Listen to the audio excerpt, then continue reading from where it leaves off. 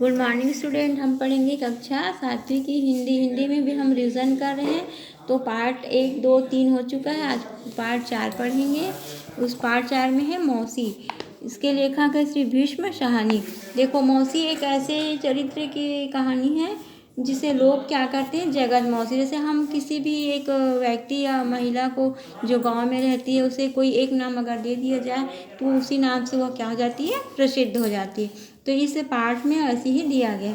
प्रस्तुत कहानी एक स्त्री के मानवीय लगाव स्वभाव के उदात्त स्वरूप का वर्णन है, जो सबके सुख दुख में अपनी पहल और प्रतिबद्धता के साथ शामिल होती। वह बड़ों के लिए ही नहीं, बच्चों के साथ भी उनके खेल खिलौने और कथा संसार के आनंदमय पूरी दुनिया में शामिल रहती है। लेकिन उस सब के काम आने वाली मौसी जब बीमार पड़ती है तो उसके साथ किस प्रकार उपेक्षा का व्यवहार होता है, जानना कारुणिक लगता है। बच्चों की आत्मीयता और रगात्मक भाव मौसी के इस एहसास को जागृत कर देते हैं, जिसमें मौसी बेहद विश्वास के साथ कहती है कि अब मैं मर भी जाऊं तो मर जाऊं तो तुम लोगों को छोड़कर कहीं नहीं जाऊंगी। तो पाठ का परिचय है, हम पढ़ चुके थे ना। सारांश क्या है, आप लोग ध्यान से सुनेंगे। इस पाठ का मैं आपको सारांश बताएं। बच्चे से लेकर बड़ी उम्र के लोग भी उसे मौसी कहकर पुकारते थे।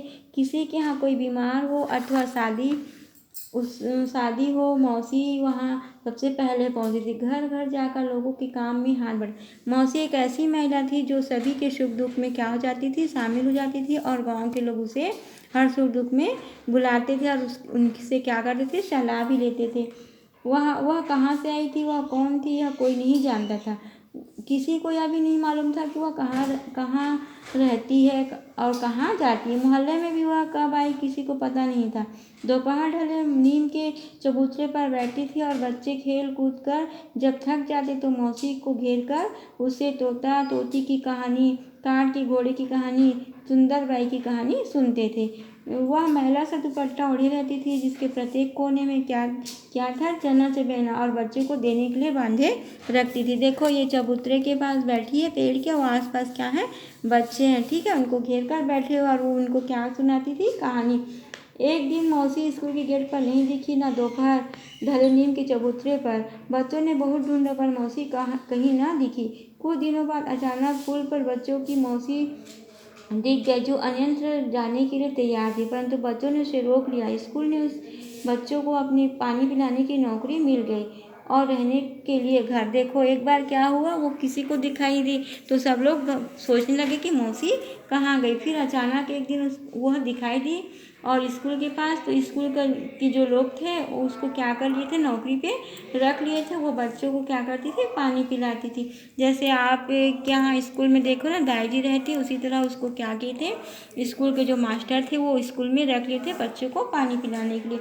मौसी जब भी स्कूल की कोठरी में रहती, बच्चों को पानी पिलाने की नौकरी मिल गई, परंतु जब वह बहुत बूढ़ी हो गई, कभी कभी लाठी टेकती हुई मोहल्ले पर चक्कर लगा लेती, सभी घरों में झाँक कर कुशल क्षेम पूछ लेती थी, फिर सांझ ढले अपनी स्कूल की कोठरी में लौट आती थी। वो कहाँ रहती थी और कहाँ जाती थी तो नहीं पता, लेकिन उसे स्कूल में क्या मिल गई थी, नौकरी। तो स्कूल में वही एक कोठरी थी जिसमें वह रहती थी और समय समय पर लोगों का क्या करती थी, गांव जाकर हाल चाल पूछ लेती थी। तो ये क्या है, एक ऐसी महिला की कहानी है जिसे लोग अपने सुख दुख में बुलाते थे और वो सबके सुख दुख में उसका साथ देती थी, जिसे लोग प्यार से क्या करते थे, बड़े बूढ़े बुजुर्ग जो भी हुए सब उसे मौसी कहकर बुलाते थे। आप लोग इस पाठ को फिर से पढ़ लीजिएगा।